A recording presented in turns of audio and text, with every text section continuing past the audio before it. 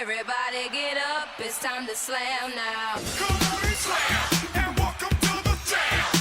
Come on and slam, if you wanna jam.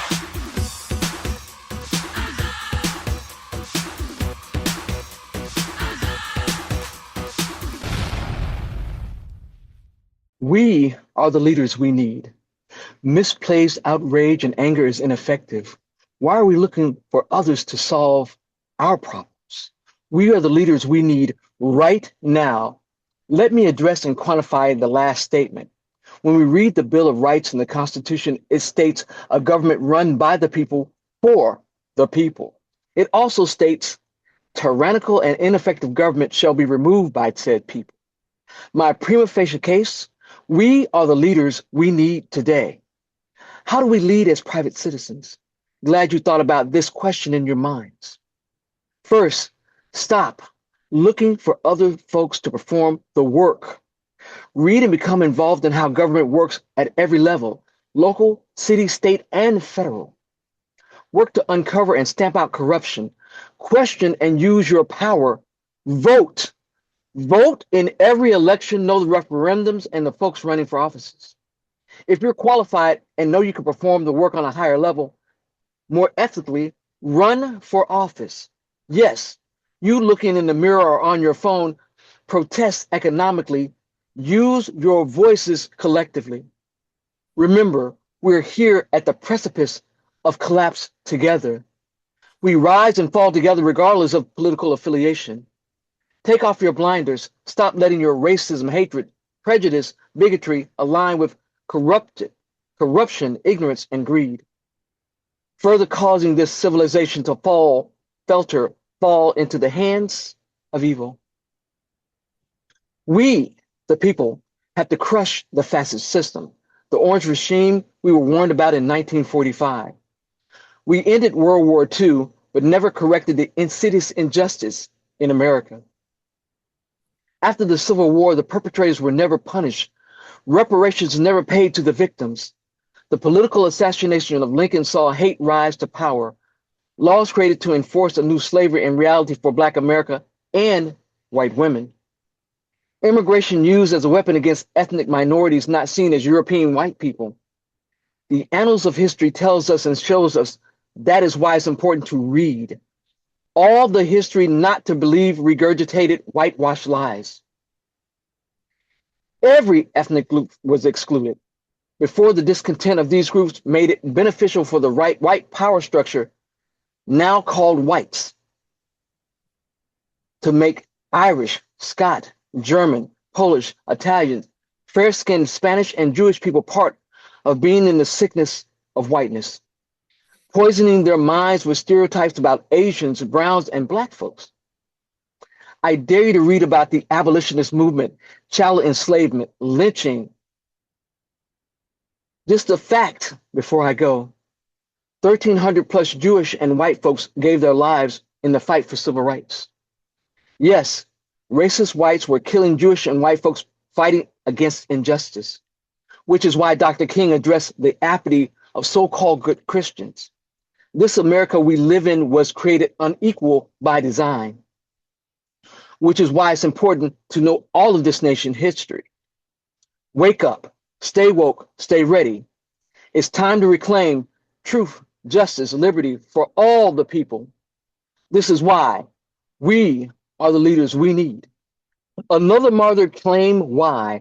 Witness on national news, racists looking to spear her good name, trying to pin her with the blame, using a white sister as a catalyst for change. Just like what happened in Selma, Alabama in 1965.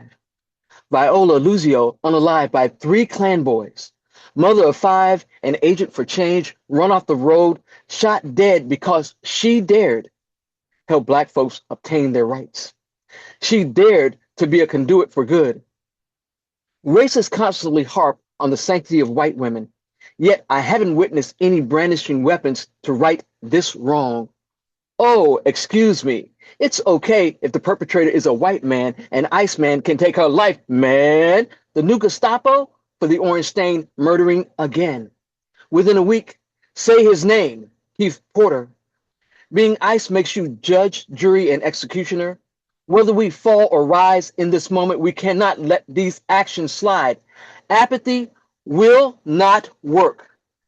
They are now killing white folks. What say you? Because she isn't the first one recently. The political assassinations of Melissa and Mark Hortman, the shootings of John and Yvette Hoffman, the night of terror in Minnesota created by the hate currently residing in the Oval Office.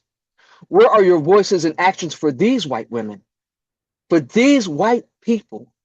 Don't you see? We don't see you people storming the DOJ to lynch the insect responsible. The cosplay and hypocrisy is evident. Your racism and hatred has you stuck in the ass crack of a wannabe dictator, wearing the label of pedophilia proudly while claiming to love Jesus. History and your people will shout, shame on you, when God asks, what did you do to help his children? Will your example and answer be the life like Miss Good? Or will your soul die in agony as you meet the evil you protect and represent in Hades? Whether we fall or rise as a nation is squarely on your shoulders, racist white America. Choose wisely. The cost is your soul. It's the middle of the night. I toss and turn. I can't sleep. Oh my. My heart is hurt. My mind's not right. I know what I gotta do. I gotta forgive you. I am here for you, my love. So sincere. I gotta give you love. Honey, I am here for you, my love. So sincere. I gotta send you love. Looking at old pictures, I smile, reminded I should love you. The past calling me, haunting my memories, tugging on my heart. Sometimes we feel small in the world. Heart seems chewed up and spit out. We need a hug, someone to love us. Love us just like God does. Reminded that we're imperfectly perfect. Reminded of the divinity built within our human form. A creation that touches God through prayer and love. You are the person you should love. Look at your joy in those old pictures. Look how you rock that holiday outfit. Embrace the grace when you graduated and walked those stages of grace, rising, thriving in a world that can be unkind. Discovering the wonders and complexities within, the beautiful soul and giving heart, taking care of family and loved ones, journaling the pain away, working to reinvent the shine after a heartbreak. Reminded you are enough, resilient, courageous. Good afternoon, gorgeous. Let your light shine bright. Remember, you're always worth the love. Reminded you always need to love you. I am here for you to love. So sincere, I gotta send you love. Honey, I am here for you to love. So sincere, I gotta give you love. Poison at the end of the food chain is very rarely its source. The tyranny of oppression is an enemy of man, sweeping down the path of centuries. When a man being choked with intent says, I can't breathe, when a young woman's death in Minneapolis sparks a lightning rod in a tense and divided nation, it becomes another tragic deja vu, leaving the heavy stains of alienation and despair on the memories of countless souls. Dying from the prejudices of law enforcement heightens the cry of longing for justice by the oppressed, who supposedly won the battle against the brutality of slavery, only to fight another war for survival. Power and control creates unjust elements in a society, leading to misery and agitation. There's an ingrained abuse of power, leading to fear and mistrust. The remedy for chronic afflictions is terribly slow, and the wheels of pain keep spinning in ghettos. Social disparity prevails, together with hunger and deprivation, breeding strife in the hearts of the dispossessed. A wise man once said, the best remedy for the soul is love. But what if it doesn't work, said the skeptic. Then increase the dose, the seer replied. Each heinous crime diminishes me, weakens the spirit of a community wishing to live peacefully side by side, but is instead forced to address the ravages of disorder. So we need 1,000 candles of hope like stars to light up the sky. My eyes are not as powerful as the sun, yet they see colossal things. Like moths, some rush to the light, which quickly turns into darkness. Callousness reigns in many hearts. The dead blames the ones that are dying. The cry of each soul longs for freedom, tugging at sunrise upon the dawn and sunsets on the horizon. Yet confusion reigns in the light of day, while we weep in the shadows, striving to love against a background of pain and complacency. A day well spent shapes my journey. I rise at dawn as the lark sings, aspires to its eloquence and beauty. The glow of daffodils in spring fills my heart with wonder, and I taking another breath, joyful to be alive. Snowflakes fall, whispering an inner melody, a symphony of everything that is good and noble, full of light and splendor. I bow in sweet reverence, offer myself to the glory of creation, wish all kindred spirits would breathe this love. I know I shouldn't be eating soft-baked chocolate chip cookies for breakfast, while Who Shot Ya by the Notorious B.I.G. plays on Apple Music.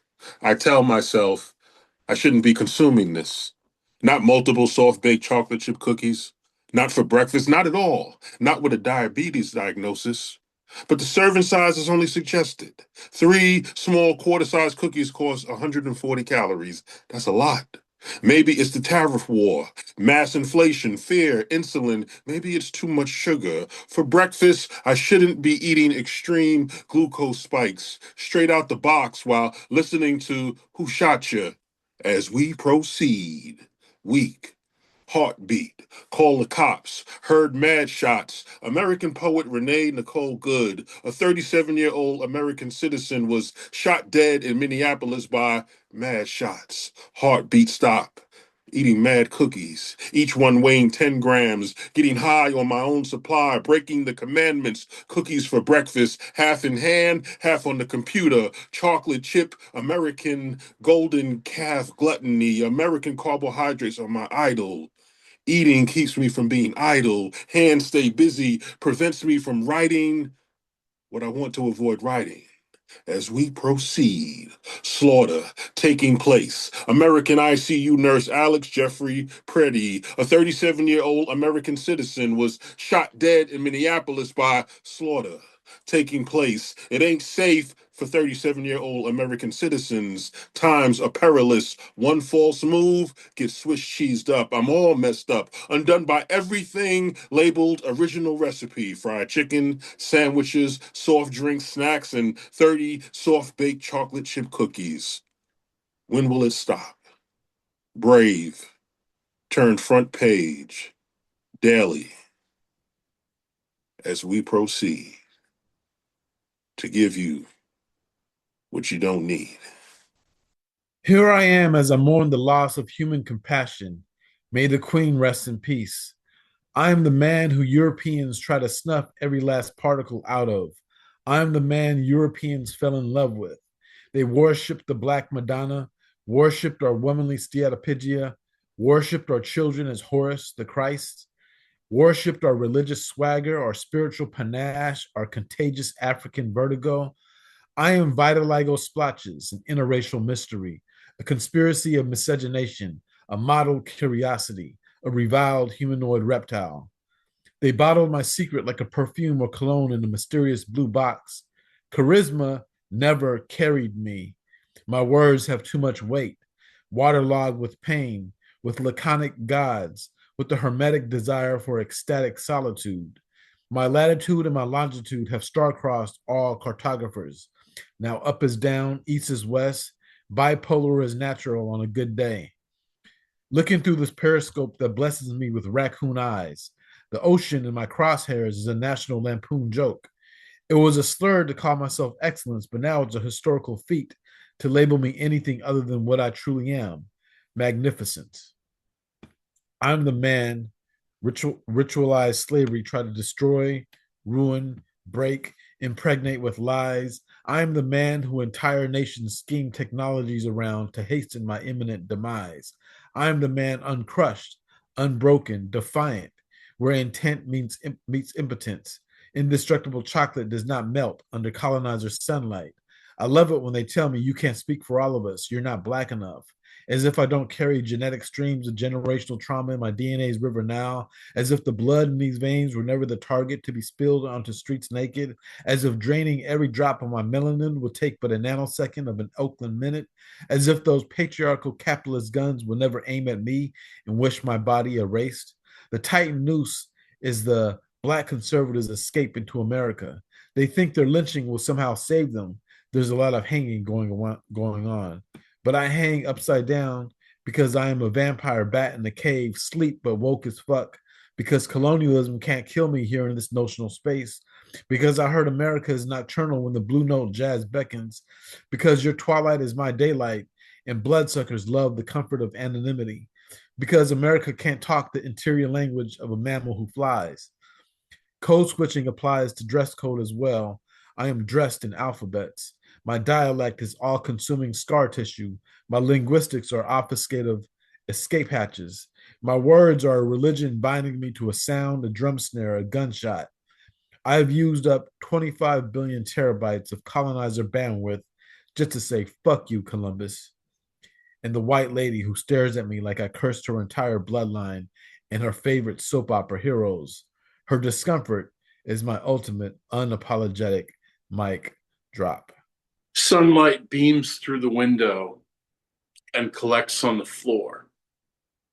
Walter has positioned himself right in the middle where the warmth is pooling. He's chewing on his toy. I've grown so tired of writing my pain, speaking my sorrow, showing the world my hurt. My therapist says it makes sense. I feel these difficult things given the life I've lived, but that's not enough for me. I have a notebook now, a chronicle of my attempts to configure the words in perfect order, like these poems are somehow spells to make the healing happen. Can they end these episodes of crying in the kitchen? Make it possible to push through this unholy indecision and eat lunch? Will they help me muster the will to get in the shower? Endless daily routines grind me down, but I dare not complain lest the universe overhear and grant me the peace of nevermore. I used to have a drawer full of obsolete power cords. Now it's filled with art supplies I haven't touched in years. Is there a place where discarded things go to be useful again? I'm scribbling these thoughts, furiously typing with my thumbs. I don't want to lose the thread of this poem. Writing gives the demons something to scrutinize that isn't me. I'm trying to keep hope in my words when feeling it still frightens me. Don't leave me here, muttering these incantations to myself, sitting in a drawer, tangled, useless. They say life is just a game until the last of us is slain from the pitfalls of an unchained, uncharted civilization.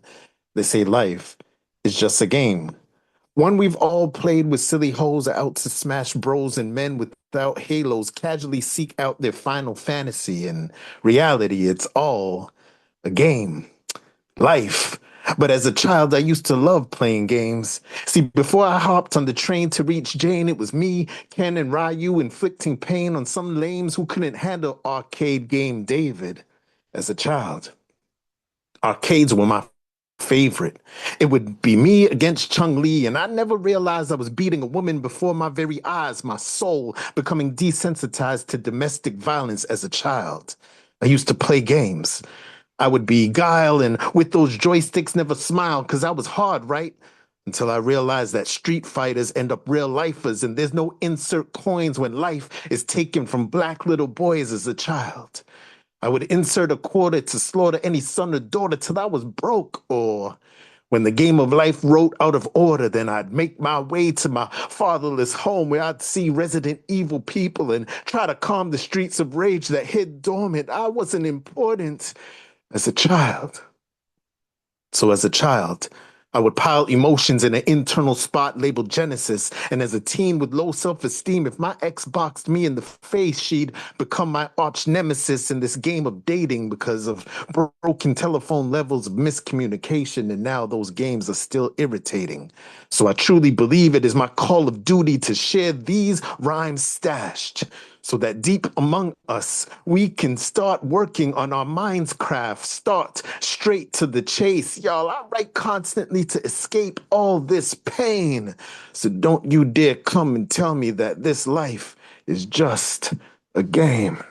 The Rising Tides, Moon Songs.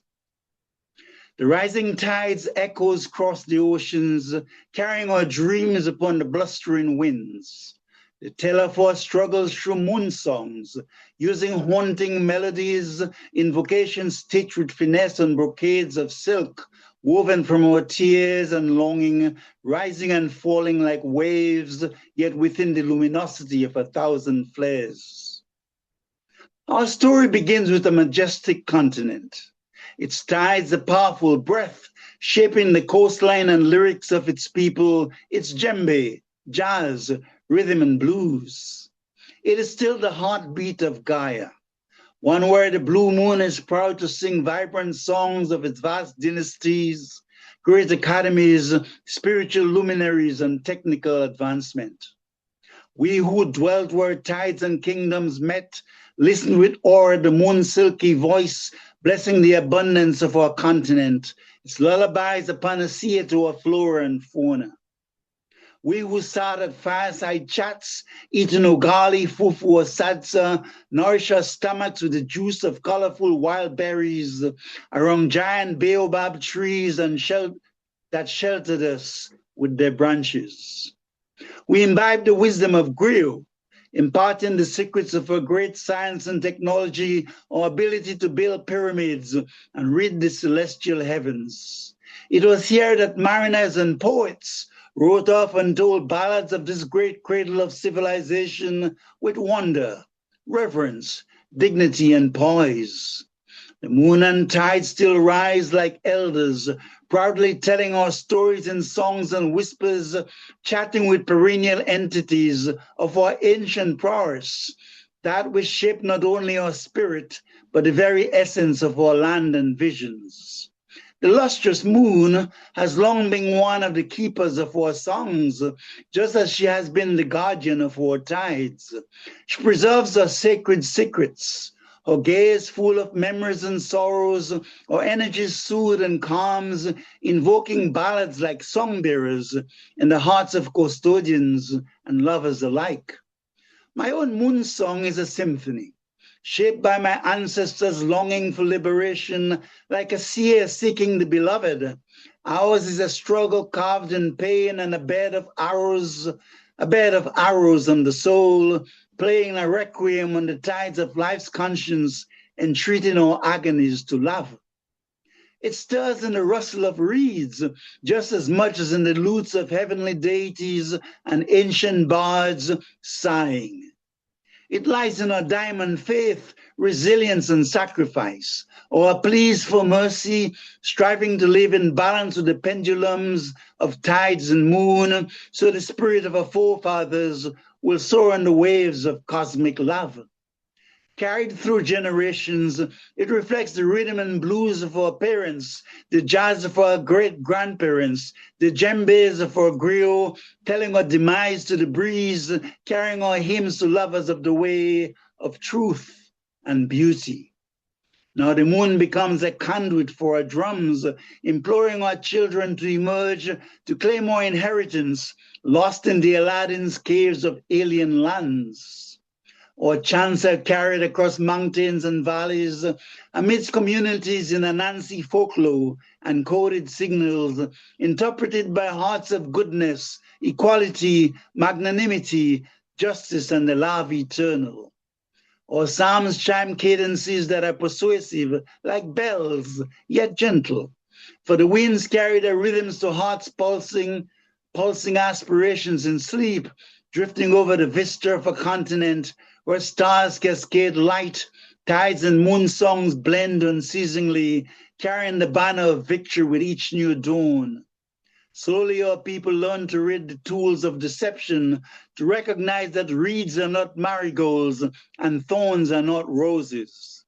That even if we are promised cherry blossoms, we are lucky to get ferns and foliage. Yet we watch the tides rise as we sing harmonies to our children and grandchildren of renewal and the glories of tomorrows on a sunrise in Renaissance. We pray for forgiveness for those who harmed us so callously and the awakening of a glorious Africa, manifesting abundance, echoing the sweet music of harmony, of love for a continent and all that it endures.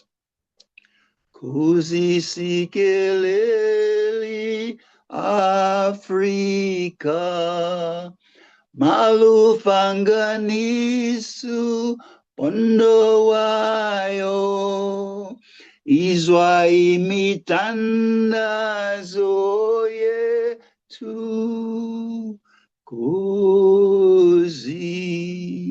sikelela tina dusapuai you. This is not an erotic poem. This is not an erotic poem. This is a poem about how to end a poem. A poem is never done until it's read out loud in the oral tradition. It's all about the mouthfeel. Put it in your mouth. Feel how the spoken word sounds. Roll your tongue all around it. This is the one time that it's okay to spit. Don't ever swallow your voice. Let it blow like Job or Louis' trumpet crying out to God. The planet is a pulsating eyeball orbiting the sun. Stay in my caked elements, foraging for funds. Sprung from lungfish, sleeping off drought, hibernating. Deep in the muck with mud skippers, crown plows, cyberspacing. Bionic primates built bad pyramid out of idiocracy debris blown. Battery-operated Afropick whizzes like clippers, 12 machines stoned. HAL 9000 on lace marijuana singing in a bicycle built for two. Guilty Droog's mind Cotan for laptop production. Zinc tablets still the screws. Hill the moves a chess piece quadriplegic. Motorized wheelchair rolling over bishop. Checkmate the king. Paper bag goddess girl swollen patrolling with biscuits. Discotheque terrorists, glowing plasma balls and girls with pom-poms, Indian in the cupboard, Omri in the tauntaun, animated to eclectic Tom Strong, Ram Zom Com, Sean Carter of the dead, begging for stipends, crayfish tail whip propels past righteous, crowned in doppelganger's likeness, acid pirates, pH balance fulcrum below 7 like underdog sausage gods, Hollywood Molly Maj, stuffing genie lamps in Mazel Tov, hobble with cobbled slob, peppercorn around ankles, down with angels, jump me in the heaven circuit, frown at fatal. Egg worms out, parrot Pandora's box, manure flocks follow crazy llama. Belly button lint sweaters woven, 6 old mics, mashed potato wing and gravy sauna. I gave you power, you gave me aura. Flintlock exchange, graceful DNA. 10 Commandments in PDF format, readable only to disciples of GFK. Generate orgone porno power, lightning rod hiding methadone, fentanyl flip outs, drugs issuing death threat mandates, expanded talk show air for Big Mouth, knocking down jumpers like Derek Coleman landers with paper wicks. Futurism cut Mother Nature's umbilical, eject laser snitched, magnetized and spiritualized polyphonic spree choir taming scream queen, dreams steam out my head like Joker hair, ace of spades bling bling, Negro sinkholes, stinking you in sunken place, go low like Trump supporters, cunt reporters on megaphones tell vagina monologues to skunks disordered.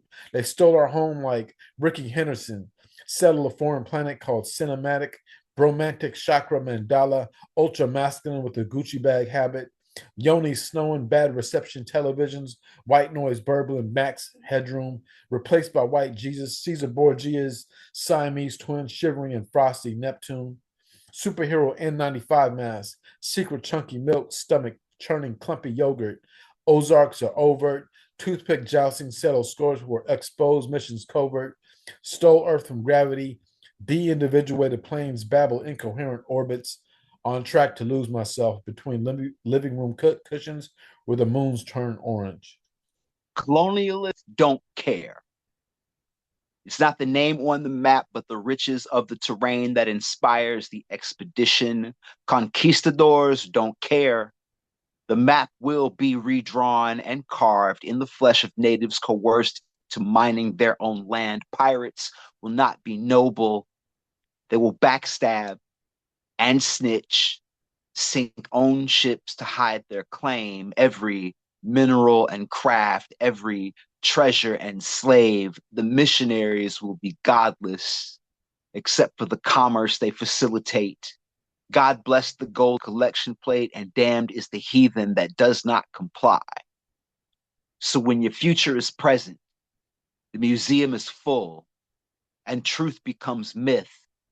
Be fable, be reclamation, you warriors, you artisans, you doctors and professors and farmers and migrants and griot and troubadour and bards, and don't allow the fraudulent voices of history to keep lying to them. If I could save time in a bottle, the first thing that I'd like to do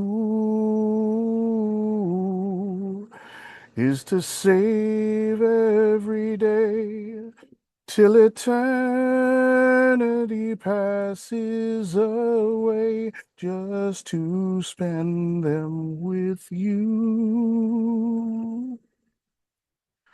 I stand before you, desirous of the one thing beyond me to possess: time. More time. As I consider the long golden strand that is my life, measured prior to my first breath and hung within the cosmic curtain of everything, I know beyond a shadow of a doubt, as I see you, I want to weave with you memories and future dreams in the present tense. I want to stitch together the reality of old wounds with the sutures of love and laughter brought on by happily ever after, writing new chapters, never ending our story, because if I could save time in a bottle, I would save every sunrise over the horizon, every breeze off the water. I would save the first bloom of the rose and the autumn turn of the leaves, the first snowfall, the dance of the starlight in the sky and in your eyes. I would save the laughter and, yes, the tears when we held each other close. I would save the peace, the joy, and the mischief two hearts could find unmoored by time or wash in the waves of eternal love, because if I could save time in a bottle, I would protect it. I would place it within a safe, within a safe, within a safe, within a safe, within a fortress, ringed with an array of firepower to protect every hour. I would dig a moat that was more like the ocean. I would erect a wall that could touch the sky.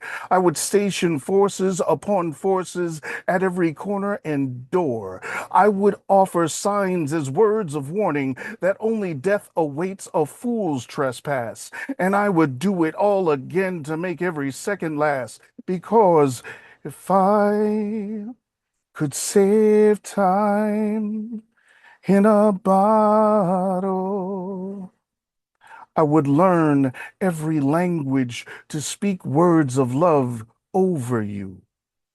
I would read every scripture to pray words of love over you.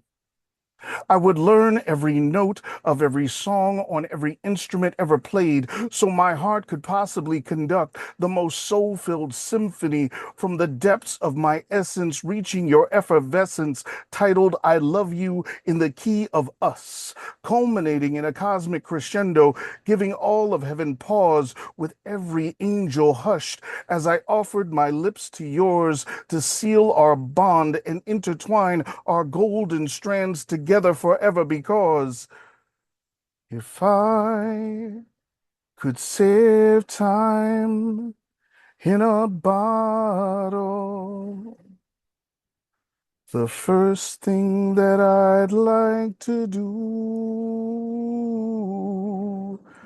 is to save every day till eternity passes away, just to spend them with you. The foundation of creation can often be found in knots. Tying knots is much like counting time. I used to pass the hours in the hospital at my mother's bedside by tying knots. Pull up a loop, yarn over, pull through. My entire sanity held together by a row of chains. Crochet is a getaway vehicle for a running mind. I learned how to crochet when I was pregnant with my first baby. I wanted to make her so many things. The reason crochet can't be replicated by machine is because each knot has to be tied individually, and machines just can't reproduce the motions. I made my baby a dinosaur. She named it, takes it everywhere she goes. She sleeps with it. He's a part of her life now, her core memories. Suddenly, hobby became holy. How a hook and a strand literally made memories, and I have a full-time job of making pretend a reality. She sees a god in me, someone who can make anything. But when she's creating, time stops. Heaven and hell alike all race to see what she comes up with. God is so pleased with the blueprints in her brain, he gives her more medium to make masterpiece, more material to build magic. And in the middle of a world on fire where terrible things are happening, people murdered in broad daylight by the government, children are disappearing faster than the middle class. We make dinosaurs and ninja turtles and dragons. My daughter learned how to tie her first knot. And crocheting goes from hanging on by a thread to a lifeline. And what an honor it is to pass down this string theory as a skill, not a survival method, as a building medium, a doorway into imagination, the foundation of creation. I used to mourn my mother's death by tying knots, used to tangle traumatic thoughts into tangible threads. Now I make memories with them. The reason crochet can't be replicated by machine is because each knot has to be individually tide, and machines just can't reproduce those emotions. We will not bow down to racism. We will not bow down to injustice. We will not bow down to oppression. What you gonna do? I'm gonna stand. I'm gonna stand. I'm gonna stand. I'm gonna stand. Democracy teeter-totters on the precipice about discontent, put through the microscope of integrity, coming up deficient of honesty, as the college elects to misrepresent those crying out for proof that the so-called Constitution is constitutional. Not just archaic babble left over from centuries past, guarded by laughing gargoyles on the steps of justice. Apathy is the aching tooth of Dracula, fangs dripping Middle Eastern oil as Fat Sam needs a colonic. 500 years of lies backed up in his constitution. Constituents tired of being pregnant with hope seek out abortions, feeling voting has little purpose in this hypocrisy, where the two-headed coin has two bad sides, and anywhere it falls, oppression rules. Martial law hiding in the shadows, waiting for the eagle to fall. Conspiracy theories ignored, while those who disorder the new world wait for its deliverance to the gates of hell. We shall not bow down to racism. We shall not bow down to injustice. We shall not bow down to oppression. What you gonna do? I'm gonna stand. I'm gonna stand. I'm gonna stand. I'm gonna stand. I'm gonna stand. I'm gonna stand. Why are you always the fall guy? It always begins with others trying to trim you down, shaping you to what they believe you should be, picking on you consistently, but that wasn't enough. I guess these forces couldn't stand the love I had for you. I just need you to know I'm on your side, always. I'm sorry I couldn't be there to save you. I wish you didn't always have to take one for the team. Always the one who, like Christ, is sacrificed for the greater good. The difference? You won't return in 3 days. Perhaps a shadow of your former self will appear in that time as a rebirth, a tease of what's to come. But your return will take longer, perhaps stronger and purer, as if you were Moses returning from the bush after an encounter with God. They say that good things come to those who wait. Yet I'm impatient. I'll admit that. The anticipation of being in your presence to behold the glory of you, your thickness, your contrast of youth and wisdom commingling in unison, the comfort you give against my touch, the fantasies you stir in my imaginations. You've brought so much comfort. You were an innocent bystander, yet butchered away till you no longer existed. With the exception of your resurrection, I'll await your return with unbridled anticipation. I contemplated wearing black since I mourn you. Consider this your living eulogy, a tribute to your importance in my life. In the meantime, I will create a shrine in effigy to your memory. Just know I adored you from the very beginning. You were definitely a deal maker, swaying me to a love-like position. I look forward to your return. Ode to my man's beard. To be like water is to be anything. To be like water is to be free flowing, to be under the sun glowing, expressing ripples of energy showing the aura of our being, knowing the textures of our souls, bestowing an honesty that leaves us glowing without bioluminescence.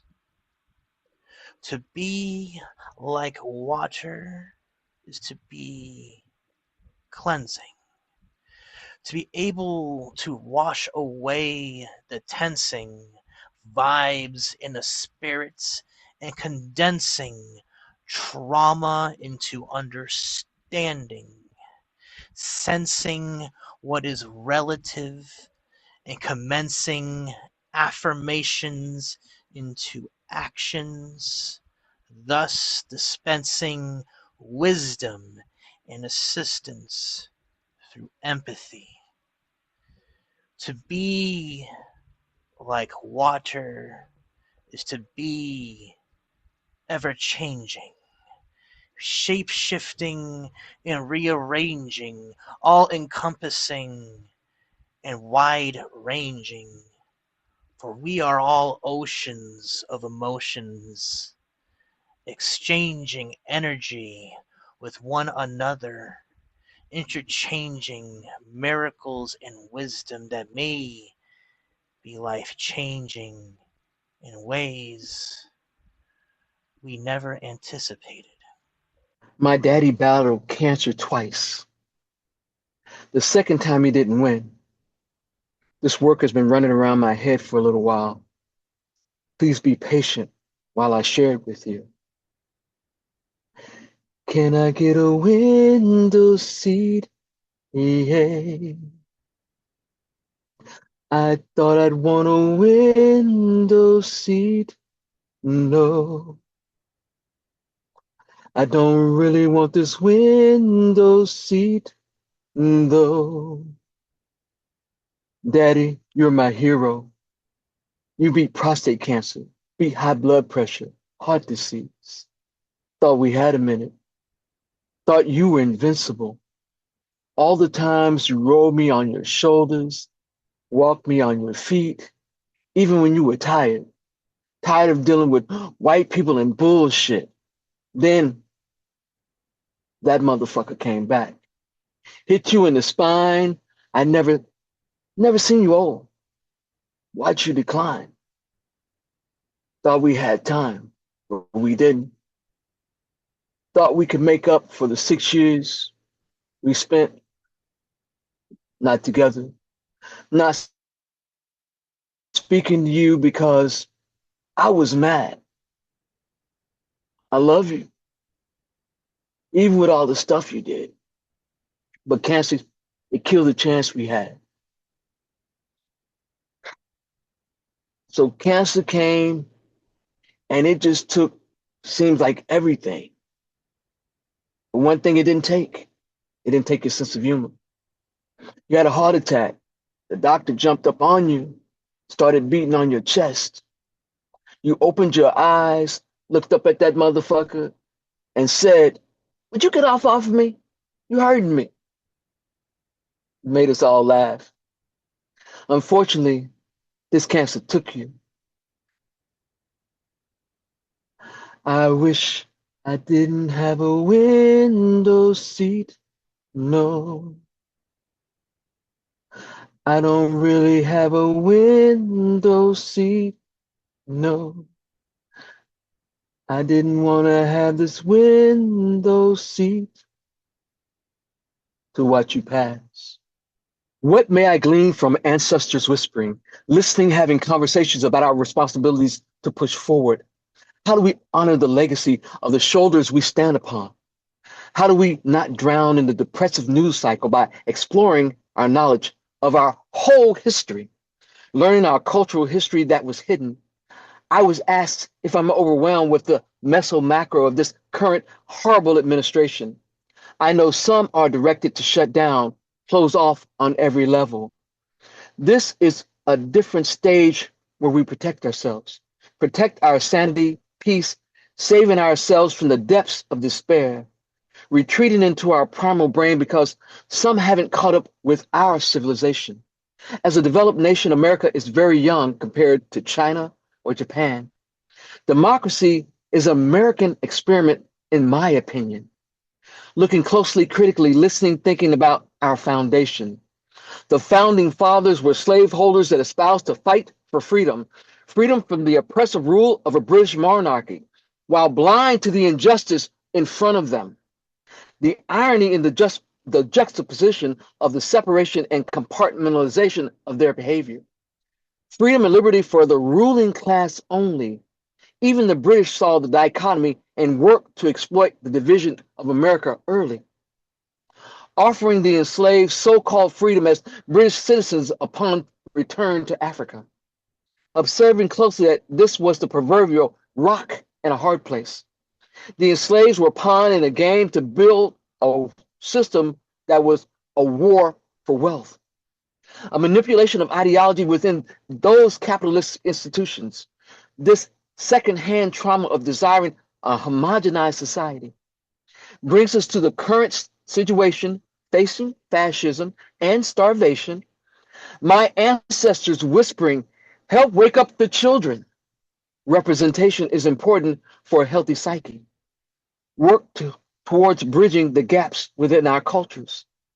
Speak to the folks that have opened their hearts. This regression in America will not last, as evil will collapse under the weight of its own stupidity. We're required to learn about each other's rich culture and history. Rebuild America from the ashes after ritual purification. The folks protesting against returning back to economic slavery and the rule of a king. We, the people, will heal each other and celebrate the seasoning of our diversity. The one we know is the true America. I welcome the ancestors whisper. Deja vu. Unfortunately, this dream is really true. Deja vu. Nightmare created by races. Ooh. It's all you, this deja vu. Status quo caucasity makes us learn the world's, European and America's history from a myopic white perspective. Yet your culture never seems to learn the intricate lessons or levels of said history, constantly and consistently on a pathway to destruction. Don't you see, hear, and experience these moments of deja vu? Working to prove a failed point of logic, speaking about God, the Father, and Bible, the word you won't even read. To your soul's chagrin, the charade you think is a game surely isn't well played. Immature and feckless, reckless following behind evil people instead of Jesus. Your mental infrastructure crumbling to the ground. Black sisters, those who are liberated, even professors of history, desperately working to help you take the blinders off. Unfortunately, collectively, you're like the one in the Matrix. That dude who took the other pill decided he wanted to live in darkness. The desire to be victims and claim you've been duped because you will not hear the evidence. Your hero complex so screwed and skewed you can't nor won't save yourselves. The United States, this country you said you cared about, the laughing stock of the world. Greedy billionaires, your corrupt politicians who don't care about you, not making you jump off the cliff. You're volunteering to do it yourself. This deja vu moment because you have been here, We have been here not once, not twice, but several times as a nation. This comedic tragedy has God watching and laughing. The tragedy because you won't wake up and get it. So absurd, this could not be written by neither Shakespeare nor Tyler Perry. Yet, here we are in the midst of seeing this civilization fall. Love and common sense conceded to hatred, deception, lies, and ignorance. This failed mess, a deja vu, brought to you by white arrogance, entitlement, and greed. Deja vu. Unfortunately, this dream is really true. Deja vu. Nightmare created by races. Ooh. It's all you, this deja vu. Lyrically yours, MydNite Renaissance.